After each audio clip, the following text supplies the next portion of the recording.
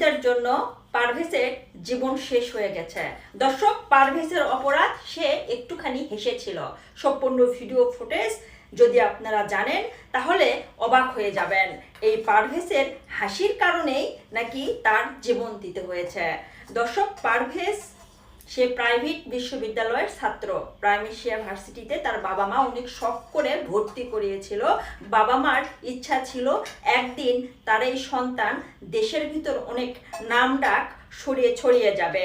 কিন্তু দেশের লোকজন ঠিকই তার সন্তানকে চিনে ফেললো। কিন্তু আমরা যখন দেখলাম ইতিমধ্যে পারভেজ মৃত।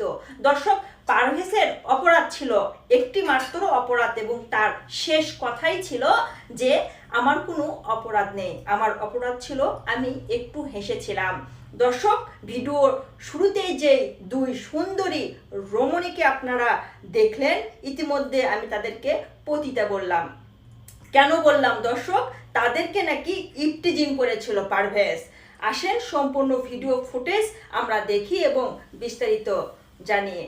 দর্শক, পারভেজ প্রতিদিনের মতো বিকালে তার বন্ধুদের নিয়ে ক্যাম্পাসে সিঙ্গারা খাচ্ছিল। পাশ দিয়ে দুই রমণী যাচ্ছিল।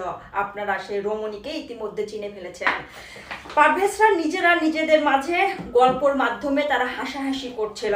কিন্তু দুই রমণী তারা মনে করেছিল তাদেরকে দেখে নাকি পারভেজ হাসাহাসি করছিল। তারা তাৎক্ষণিকভাবে সেই জায়গা থেকে তাদের বয়ফ্রেন্ডকে খবর দিয়েছিল, এবং তাদের বয়ফ্রেন্ডরা নাকি সেখানে 8-10 জন ছেলে পেলে নিয়ে আসে পারভেজকে মারার জন্য। দর্শক, ঘটনা এখানেই শেষ হয়ে যেতে পারত। ইতিমধ্যে সেই জায়গাতে ঘটনাটা মীমাংসা হয়ে যায়। কিন্তু তার সেই দুই রমণীর বয়ফ্রেন্ডরা সেই ঘটনায় সেখানেই ক্ষান্ত ছিল না। তারা চেয়েছিল পারভেজকে শেষই করে দিবে একবারে সারা জীবনের মধ্যে। দর্শক, তারপরে ক্যাম্পাস থেকে যখন পারভেজ বের হয়ে গেল, তার হয়তোবা আর কোনো ধারণাই ছিল না যে সে হয়তো জীবনের শেষ নিঃশ্বাস ত্যাগ করতে যাচ্ছে। সে হয়তো ভেবেছিল না তার আজকেই শেষ জীবন। দর্শক, সিসিটিভির ভিডিও ফুটেজ যখন আমরা দেখলাম পারভেজকে যেভাবে সেই সকল সন্ত্রাসীরা, দর্শক আবারও মূল ঘটনায় আসি। পারভেজ ক্যাম্পাস থেকে বের হচ্ছিল। পারভেজ ভুলেই গিয়েছিল যে যেহেতু ঘটনা এখানেই মীমাংসা হয়েছে, সে নির্দ্বিধায় সে ক্যাম্পাস থেকে বের হচ্ছিল। কিন্তু তার বয়ফ্রেন্ডরা, ওই যে বলেছিলাম, তারা ক্ষান্ত ছিল না। তারা আরও 30 থেকে 40 জনকে খবর দেয় পারভেজকে শেষ করে দেওয়ার জন্য। দর্শক, ইতিমধ্যে সেখানে উপস্থিত হয়ে যায় 30 থেকে 40 জন। পারভেজ শেষ হয়ে গেল।